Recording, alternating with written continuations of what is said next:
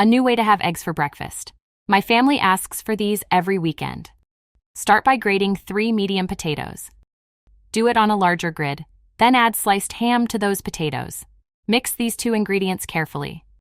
Add pepper and salt to this batch. After that, whisk 1 egg. Also add 30 grams of flour. The mixture will acquire a better consistency. Once again, mix carefully, then melt the butter in a frying pan. At this time, make a round form of the resulting mass, in which you also make an indentation. It should resemble a nest. Pour the eggs into the indentation. Fry them over medium heat for about 10 minutes, preferably covered. Turn them over and fry for another 5 minutes until golden brown. After this time, remove them from the pan. Serve them with your favorite vegetables. Guaranteed that you will want to have them every day. Delicious chicken fillets in soy sauce. My family asks for them every day, and everyone who tries them asks for more. You need 4 chicken fillets. Cut them diagonally, all the same way, only on one side. Cut 2 red onions in half and chop them. Slice 2 larger tomatoes. Pour 2 tablespoons of olive oil and half a cup of soy sauce into a large dish. Add a pinch of salt, a bit of pepper, oregano, and basil to taste. Remember that soy sauce is already salty, so you don't need too much salt. Add a tablespoon of brown sugar and squeeze 2 cloves of garlic through a press. You can add more garlic if you like. Marinate the chicken breasts in the mixture. Soak them on each side.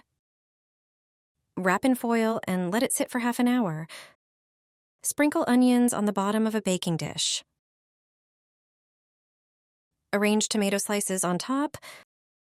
Place the chicken fillets on them. Arrange them side by side.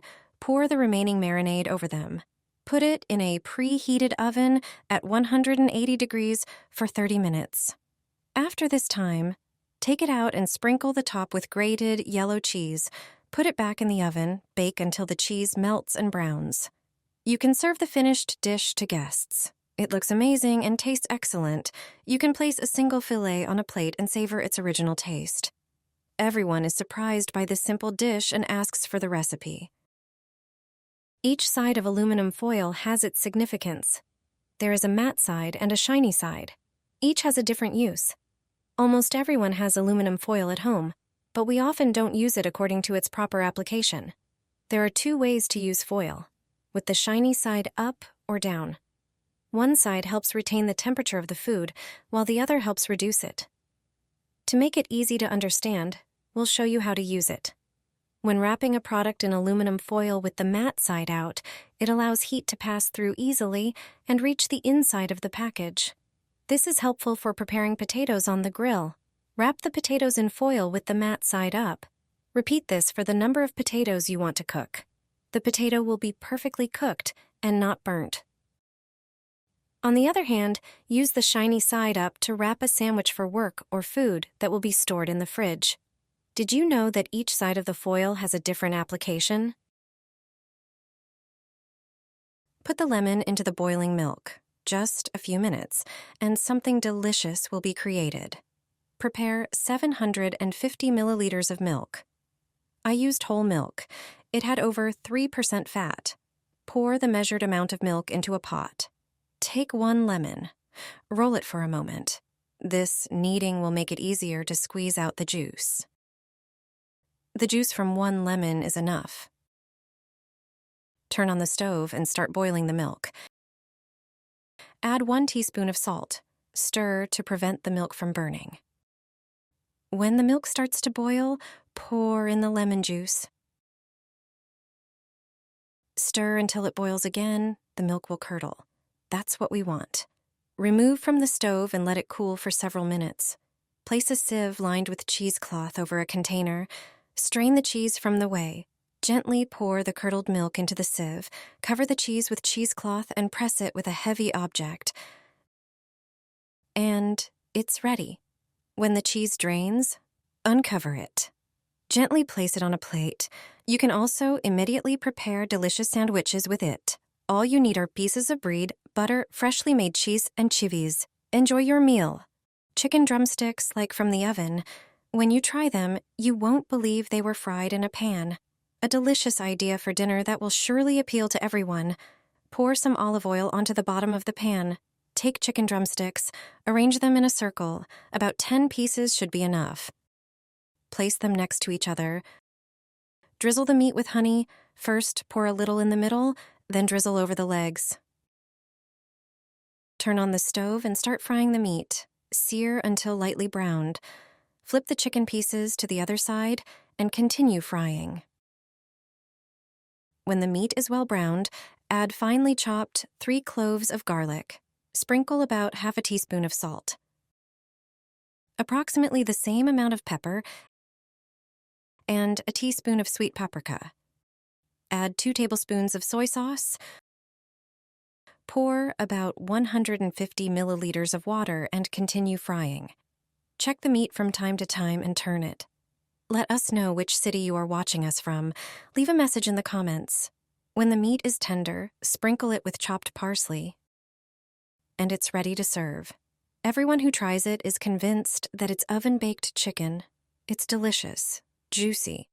The meat falls off the bone, and it tastes excellent. The spaghetti spoon has a hidden function. It's incredibly useful. You'll be amazed when you find out about it. Next time you cook pasta, make sure to use it. Here's what it's all about. Most of these spoons have a peculiar hole. If your spoon has one too, you've probably wondered what it's for. Obviously, when you're cooking pasta, you can use it to scoop it out. The prongs prevent the pasta from slipping, while the hole allows water to drain. But that's not all. This hole serves another function, one that few people know about. You're about to find out. Spaghetti packaging comes in different sizes. For example, this pasta is in a 1 kilogram package. When you want to cook spaghetti, you usually eyeball the amount you need. But fortunately, it doesn't have to be that way. Spaghetti recipes typically call for about 125 grams of dry pasta per serving. If you have a kitchen scale, it's easy to weigh out this amount per person. But what if you don't have a scale? That's where this spoon comes in handy. Using this hole, you can measure out the amount of pasta that should be cooked for one person. So just scoop the spaghetti through it and cook exactly the amount that should be. If you're cooking pasta for one person, 1 serving is enough. If you're cooking for more people, measure out more portions using the spoon, and you're done. Try out this function next time. Check beforehand whether the hole in your spoon also measures out about 125 grams of pasta and let me know in the comments. Delicious dinner with white cabbage. You won't want to eat regular meatballs anymore. Take 1 medium-sized cabbage. Cut it into 3-centimeter pieces from the top. Place each piece gently on a baking sheet. Season the cabbage with salt and pepper. Transfer the ground meat to a large bowl. Add 1 finely chopped onion. Crush 3 cloves of garlic and add them to the meat.